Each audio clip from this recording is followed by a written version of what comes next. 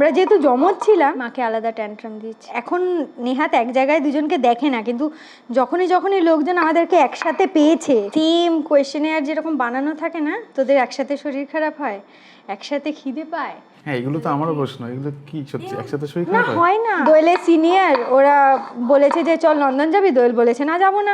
এবার যে যথারীতি সিনিয়র এসে নন্দনে দেখছে যে আমি বসে রয়েছি, বলছে ও ভাই আমি বললাম এলি না, আর এখন নিজেরা বসে কখন এলি। প্রচুর হয়েছে, প্রচুর। দোয়েলে একবার অসুস্থ হয়ে গেছিল না, ও কোনো কাজে বিজি ছিল, ওর একটা নাটক আমি প্রক্সি করতে গেছিলাম। Our guest for today's episode is Koyel Roynandi. Koyel is a professional chef. She has worked with the Oberoi Group with the Diva restaurant in Delhi before finally making her way to Sienna Cafe here in Kolkata, which is how we know her. Some of you may remember our collaboration with Sienna Cafe during the fateful Durga Puja of the year 2020. That's when we had a chance of working with Koyel and getting to know her. Koyel is the sous chef at Sienna Cafe. She leads the entire kitchen staff in relentlessly putting out their daily menu and weekend specials. If you saw our previous episode with Shachiko, you will find that some of the things that Koyel talks about in this episode are a continuation of the same conversation about the restaurant experience, both from the restaurants as well as from the diner's perspective. Somewhat different to the kind of cooking that Koyel does at her job, in today's episode she has chosen to make some very homely Bengali preparations, showing us possibilities of how these simple but well-loved dishes may one day become part of our dining out experience as well. Namaskar Bondhugan, you are watching Rannaghare Ke, a fun adda with old and new friends about food, life and everything else. This is episode 5 with Koyel Roynandi.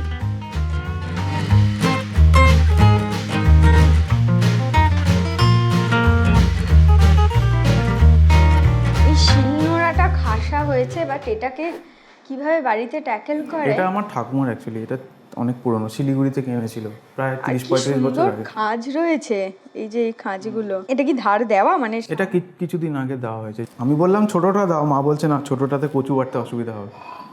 কোয়েল হচ্ছে গিয়ে Siena cafe chef. কোয়েলের সাথে আমাদের পরিচয় হয় দুর্গাপুজোর সময়। গতবার আমরা সিয়েনার সাথে একটা কোল্যাব মতো করেছিলাম, যেখানে আমাদের চ্যানেলের কিছু রেসিপি নির্ভর করে, রেসিপিটাই তোমাদের ছিল, আমাদের রেসিপি ফলো করে সেগুলোকে আমরা রান্না করি। হ্যাঁ, কিছু হয়তো চেঞ্জ করা হয়েছিল, যাই হোক সেগুলোর উপর বেস করে প্রেজেন্টেশন কি একটা মেনু করা হয়েছিল, যার মধ্যে একটা পার্ট ছিল ভাজাভুজি টাইপের, তেলে ভাজা আইটেম। তেলে ভাজাতে ওই তো সমোসা, বড়ি কিমা সমোসা ছিল, ফুলকপি দিয়ে সিঙ্গারা ছিল, ওই ডেভিলটা ছিল কি বলে, আর আরঞ্চিনি, তোমার ভাপা চিংড়ি আরঞ্চিনি বলের মতো ওরকম ভাবে করা হয়েছিল, চিতলে মুইঠা হয়েছিল, চিংড়ি মাছের মালাইকারি হয়েছিল, কাঁকড়ার ঝাল হয়েছিল, অনেক কিছু হয়েছে। হ্যাঁ, তো মোটমাট এগুলো করতে গিয়ে আর কি আমাদের সাথে কোয়েলের বন্ধুত্ব। কাজ তো আমি আইনসিয়া সেরকম কিছু কাজ করতাম না, মেইনলি না পুরোটাই ওরা কাজটা করতো, আমরা গল্প করতাম আর মজা করতাম। থ্যাঙ্কস মানে বং ইটসকে, মানে আমি রেসিপি আমি কখনো মানে বাংলা খাবার খেয়ে বড় হয়েছি, কিন্তু এত বালকে কখনো খিচুড়ি বা রান্না করার আমার অভিজ্ঞতা ছিল না। মানে অজ্ঞাতিন 10 লিটার দুধের বেসামেল সস বানানো ইজি, পোলাও দেখে আমার, আচ্ছা আমি শেফকে মোটামুটি তোমাদের রেসিপিগুলো মাল্টিপ্লাই করে একজনকে বলে দিতাম যে আমার এত নুন চাই, এত চাই, সব ইনগ্রেডিয়েন্টসগুলো মেপে। তো তোমাদের রেসিপিগুলোকে সব মাল্টিপ্লাই করছি, 1 কেজির ব্যাচে ডাবল হচ্ছে সব। এবার আমি দেখছি যে একটা প্রেপে 1 কেজি নুন লাগছে, আচ্ছা যা এত নুন লাগবে না, কিন্তু যখন আমি প্র্যাকটিক্যালি রান্নাটা করছি দেখছি যে পুরো প্যাকেট ধরে নুন যাচ্ছে, মানে এখন আর ভয় লাগে না আমার ওরকম অর্থে। মানে আমাদের রান্নার ঠাকুররা যেটা অভ্যস্ত, মানে প্যাকেট থেকে তো সিয়েনাতে তুমি একটা কথা বলো, আমার রোজকার মানে ডিউটিস গুলো কিরকম? প্রত্যেকটা মানে দিন তো প্লট চেঞ্জ হয়, যেরকম সোমবার দিনকে আমার কাজ থাকে, যেহেতু আমরা প্রত্যেকটা উইকেন্ড প্রত্যেক সপ্তাহে একটা উইকেন্ড স্পেশাল মেনু থাকে, তো আমার সোমবার কাজ হচ্ছে যে ওই মেনুটা বেস করে সব শপিং, যেহেতু আমরা বাজার হবে সেটা যেই করুক না কেন বাজারগুলো, তার আগে যে মিজা প্লা যে কথাটা রয়েছে মানে তৈরি করা, এটা যেরকম আমার সোমবার দিনে ডিউটি থাকে। মঙ্গলবার দিনকে আমি একটু ল্যাদ খাই, মঙ্গলবার করে আমার অফ থাকে। তারপরে বুধবার দিন গিয়ে আমার প্রোডাকশন স্টার্ট হয়, বৃহস্পতিবার শুট, শুক্রবার থেকে সেই আইটেমটা শুট বলতে তোমরা যে প্রোমো করার জন্য একদম বৃহস্পতিবার ওটা ফিক্স করতেই হবে, এনিহাও আমাকে শুক্রবার দিনকে ওটা আমাকে মেনুতে যাবে আর কি। অনেক সময় ভালো সব একবারে টিকমার্ক হয়ে যায়, আবার কোনো সময় ছোট ছোট জিনিস ফিক্সিং থাকে। ওই পুরো মানে বুধবার থেকে আবার টিল আমার শনিবার অবধি একটা পুরো রাশ, খুব মানে তাড়াহুড়োর মধ্যে দিয়ে চলে। আবার রোববার দিনকে জিজ্ঞেস করা হয় নেক্সট মেনু কি, এই যে কোয়েশ্চেন আওয়ার স্টার্ট, মানে ওই রকম হালকা হওয়ার জায়গাটা থাকে না, বেশ মজা। মানে আমার কাছে মজা হয় যে আমি শুক্রবার দিন যখন আমার মেনু চালু হয়ে গেল, ওই কিছুক্ষণ একটা প্রেশার যেন হালকা করে নিচে নামে, তারপরে আবার স্যাটারডে যেতে না যেতেই নতুন মেনু নিয়ে তখন ভাবনা চিন্তা স্টার্ট হয়, আমার ঝোলা থেকে বেরোবে আর কি। এগুলো একটুখানি বাইরে ছিল বলে এগুলো এখন একটু লালচে লালচে দেখাচ্ছে, এগুলো হালকা কেটে নিলে ভিতরটা বেশ সাদা রয়েছে এটা। হ্যাঁ, আজকে পুরো কনসেপ্টটা কিন্তু কোয়েলেরই, মানে একটু বুঝিয়ে বলো কি করবে। কনসেপ্টটা বলো। কনসেপ্ট মানে তোমার আমরা আজকে 3 রকমের রান্না করব, সেটা সবটাই মানে কচুর ওপর বেস করছি। আজকে কচু বাটা, কচু পাতুরি, আর তোমার কচুর বাংলাদেশি টার্ম নাড়া। ঠিক আছে, কচুর নাড়া নেড়ে নেড়ে যেহেতু করে, সব ধরনের কচু তো খাওয়া যায় না। আমরা বাংলায় যেগুলো পাই হচ্ছে তোমার একটা ওল কচু, এটা হচ্ছে তোমার মান কচু, গাটি কচু, কচুর লতি, কচুর ফুল একটা হয় খুব সুন্দর। এবারে কচু হলেই যে মাথায় একটা জিনিস আসে যে এটাতে গলা চুলকোবে, যদি কখনো হাতে মনে ভয় লাগে আমরা সর্ষের তেল ইউজ করতে পারি, যদি মনে হয় হাত চুলকোবে এই জাতীয় কিছু। ক্রস সেকশনটা ভালো করে দেখলে বোঝা যায় যে যেগুলোতে গলা ধরে সেগুলোতে একটু বিভিন্ন রঙের না স্পটস থাকে, অল্প নীল নীল বা একটু হলুদ হলুদ বা সবুজ সবুজ হালকা স্পটস থাকে। ওই জন্য বলে একটুখানি দেখে ওখানে কেটে একদম দুধের মতন যেটা সাদা থাকবে সেটা, তারপরে কপাল খারাপ হলে তারপরে অল্প অল্প হতে পারে। সবই আমার মানকচু দিয়ে প্রিপারেশন হবে, আমি একবারে ব্যাপারটাকে একটুখানি প্রসেস করছি। তুমি যদি একদিন বাড়িতে একটু বেশি করে কচু কিনে নিয়ে গেছো না, এবার তুমি একদিনে তো সবকিছু খেয়ে বের করতে পারবে না, তো তুমি যদি কচুটা বের করে ওটা জলটাকে স্ট্রেন করে রেখে দাও, তুমি এক এক দিন এক একটা ইচ্ছা হলো বেসিক প্রেপটা তোমার রেডি থাকলো। তুমি যে এর আগে বলছিলে দিল্লিতে যখন থাকতে, তুমি সিয়েনাতে কাজ করার আগে তো দিল্লিতে কাজ করতে। আমার স্টার্টিং একদম তোমার কলকাতা থেকে, ওবেরয় থেকে। ওখানে কতদিন ছিলে তুমি? আমি ওবেরয়তে ছিলাম অলমোস্ট 2 বছর। তারপরে আমি যে আমার ঋতু ডালমিয়ার সাথে কাজ করা। ঋতু ডালমিয়া হচ্ছেন উনি যেই সময় অ্যাকচুয়ালি ইটালিয়ান ফুড এগুলো নিয়ে যে কাজ করেছে সিএনএন এসব জায়গায়, উনি আমি দেখতাম ইনফ্যাক্ট ওনার শোটা ছোটবেলায়। আমি জাস্ট অ্যাপ্লাই করলাম হলো, তারপরে আমি 2 বছর দিল্লিতে কাজ করেছি ওনার রেস্টুরেন্টে, ডিবাতে। আমি জিকেতে একটা আউটলেট, ওটা আমি হেড লিড করতাম আর কি। তারপরে ওখানে আমার সাথে অরণি শেফের পরিচয় হয়। আমি জাস্ট এগুলোকে ছোট ছোট করছি ইজি ওয়েতে। একটা তো হয় যে তুমি যদি শিলনোড়ায় বাটতে গেলে তুমি এটাকে গ্রেটারে ঘষণিতে ঘষে নিয়ে এটার যত জল বেরিয়ে যাবে তত ভালো। যদি আমি এটাকে মিক্সিতে করতে চাই তাও ভালো, এরকম ছোট ছোট টুকরো করে আমি মিক্সিতে করে স্ট্রেনারে দিয়ে এটার জলটাকে ঝরিয়ে নেবো একদম। আমাকে একটু সর্ষের তেল দেবে? ওইখানে দেখো, এখানে না, ব্যাস এত দূরই আমার হাতের ইয়ে। চুলকাচ্ছে হাত? অল্প হালকা একটা ইরিটেশন ওটা হয়, ঠিক আছে। ভালো জিনিস খেতে গেলে একটু কষ্ট করতে হয়।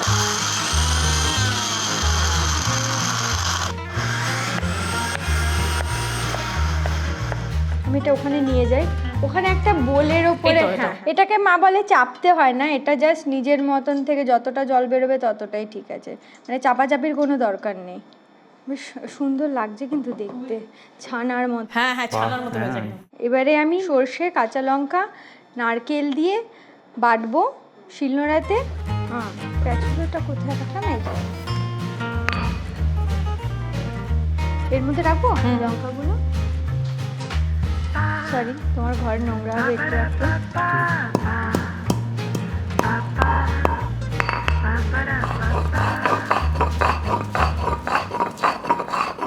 আমি একদমই প্রো না, আমরা সবাই শেখার চেষ্টা করছি এগুলো, কারণ আমাদের সত্যি কথা বলতে মিক্সি দিয়ে তো অনেকটাই কাজ চলে যায়, কাজেই রোজকার লাইফে একদমই সুবিধা, কিন্তু এই জাস্ট মানে এই টেকনিকটাতে শখ আর কি।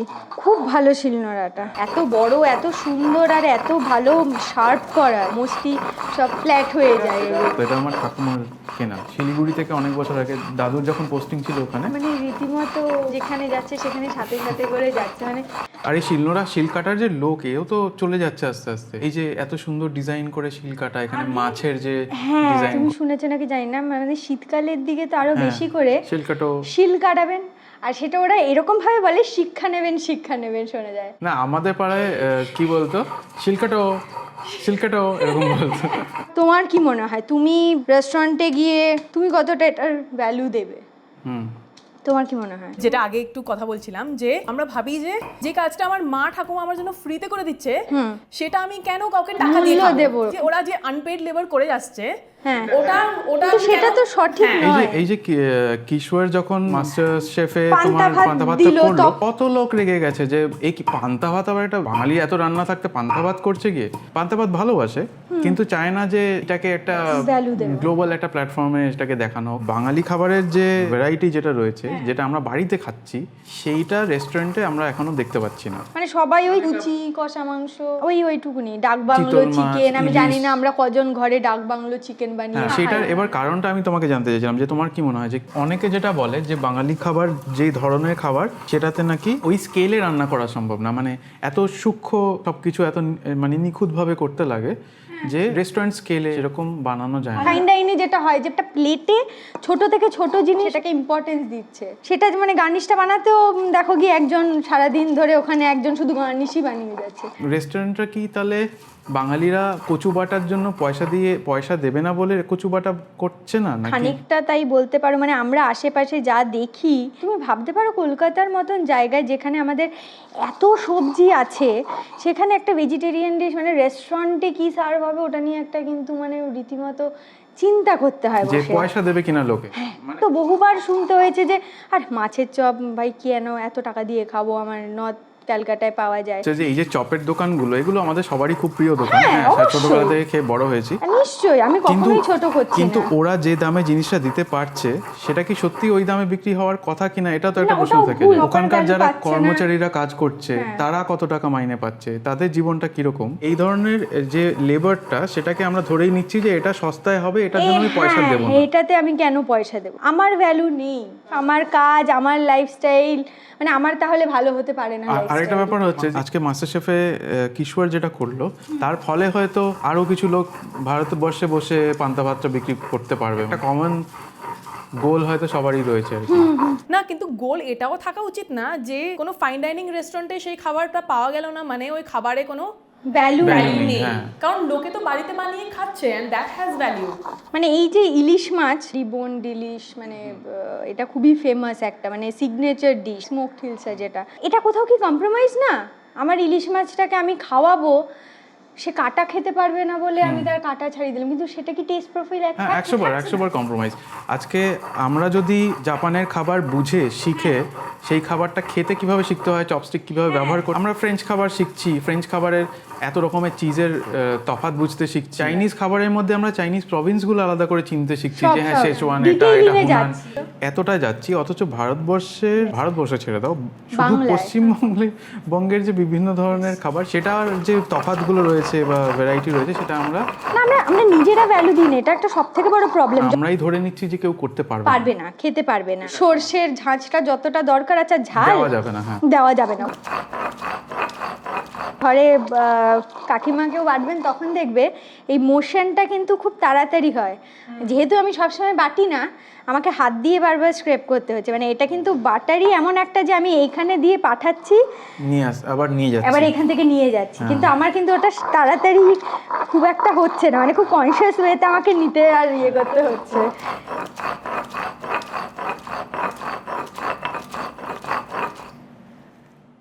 আমি এখান থেকে একটা স্ক্রেপার দেখেছিলাম, এখান থেকে স্ক্রেপারটা নেব। ওই তো সাইডে দেখো। হ্যাঁ, একটুখানি টেস্ট করে দেখো। ঝাল কমাবো? ঝাল ঠিক আছে, ভালো হয়েছে। এটা জাস্ট ভাত দিয়ে ডান। এবারে আমরা পরেরটাতে যাব। আচ্ছা, আমি একটু মিষ্টি বার করছি, কি দেবো? জল। ও থ্যাংক ইউ। সেরা গোলাপ জামুন। কোথায় পারবো?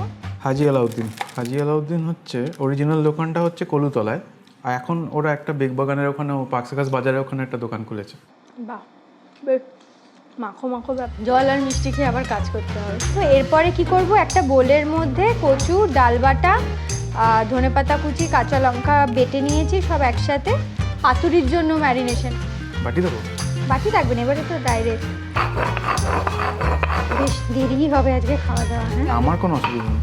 হ্যাঁ, মানে আমাদের যেহেতু তোমার ওই বাবার মানে বিজনেস, আমাদের না দুপুরের খাওয়াটা লেটে, রাতের খাওয়াটা লেটে, মানে ওই যেটা আমি দেখেছি যে যারা মানে জেনারেলি অফিস টাইপে মানে সকালবেলা মাছ ঝোল হয়ে যাচ্ছে, আর সকালবেলা সেটা হচ্ছে না।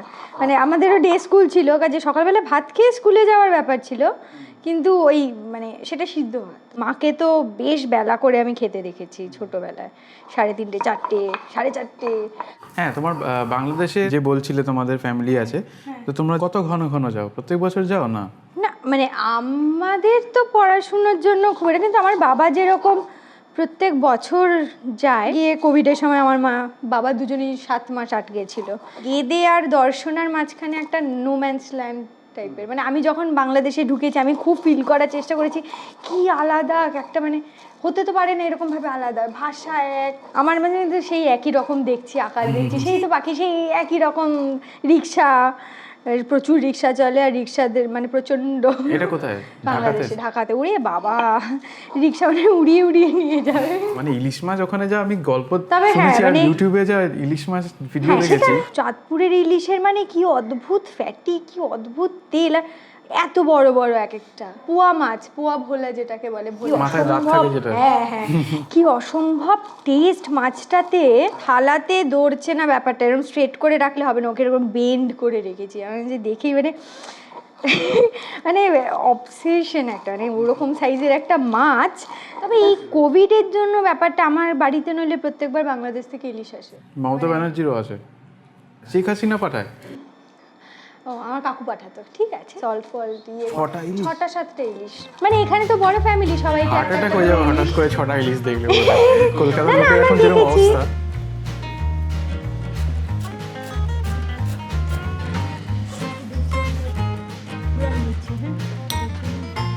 ডালটা অল্প লাগবে, নারকেল,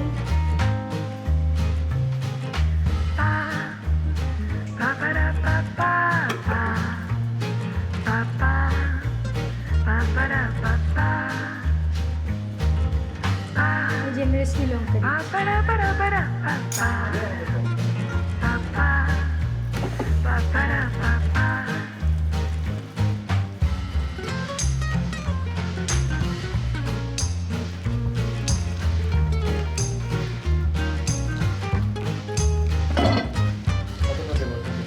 একটু তেল দেবে,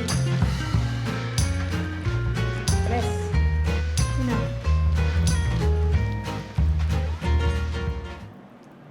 এবার আমি দিয়ে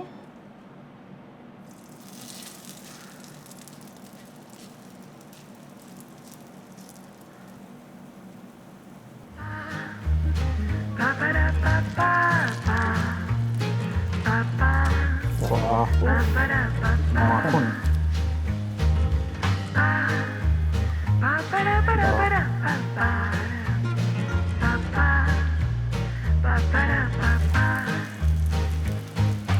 বড়ি ভাজা এখন করবো এক দিয়ে, কারণ নইলে তাকিয়ে থাকতে হবে।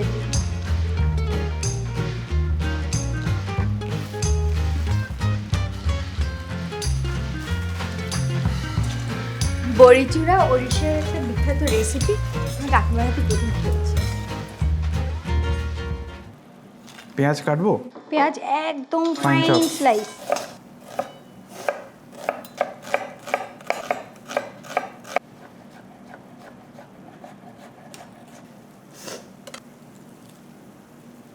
আমাকে একটা লেবু দেবে গো? পাতিলেবু। হ্যাঁ, পাতিলেবু।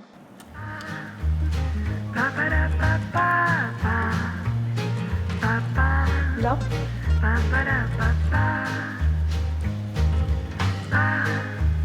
থেমে যাবে। এটা তোমার মিক্সিতে করে, বাট আমার ভালো লাগে একটুখানি বডি, একটু টেক্সচার থাকবে, একদম মিক্সিতে তো পাউডার পাউডার।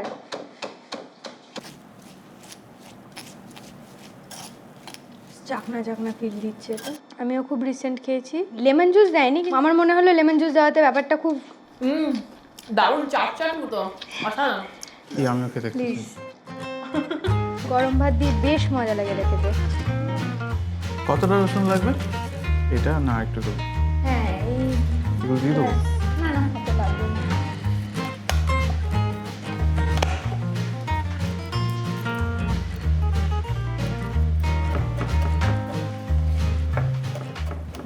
আমি এখান থেকে কালো জিরে নিচ্ছি, একটু হলুদ নেব, শুকনো লঙ্কাটা কোথায় আছে? ওই টিনটা। এটা, বাহ, এটা ভারী ভালো ব্যাপার তো, সব ডান্ডাগুলোকে ছাড়িয়ে রেখেছে, এটা খুব ইমপ্রেসিভ, এই ছোট ছোট জিনিস। আগে শুকনো লঙ্কা দেবো। তোমাদের বাড়ির কয়েকটা রান্না বলো যেগুলো ধরো অন্যদের বাড়িতে তুমি অতটা খাওনি। এগুলো ইন্টারেস্টিং, এগুলো আমি অন্যের বাড়িতে খুব কম খেয়েছি গিয়ে, মানে এটা ভীষণ আমার বাড়িতে কমন কন্টিনিউ, মানে দুদিন বাদে বাদে এই কচুটা এমন কিছু আমার বাড়িতে নতুন না, হ্যাঁ মানে এটা হবেই।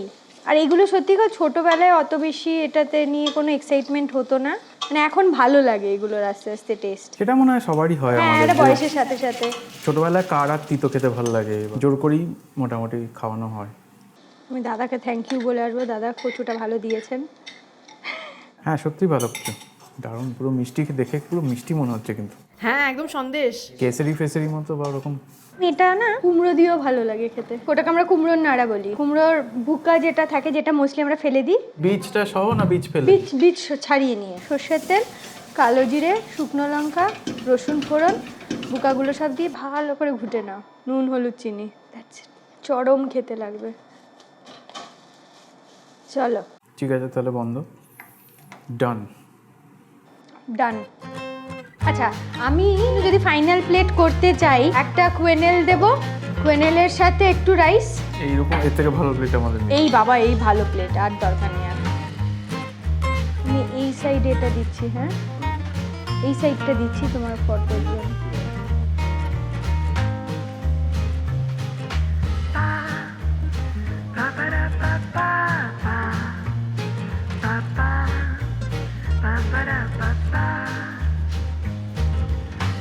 হ্যাঁ খাও খাও, এটা দেবো না, বাংলা।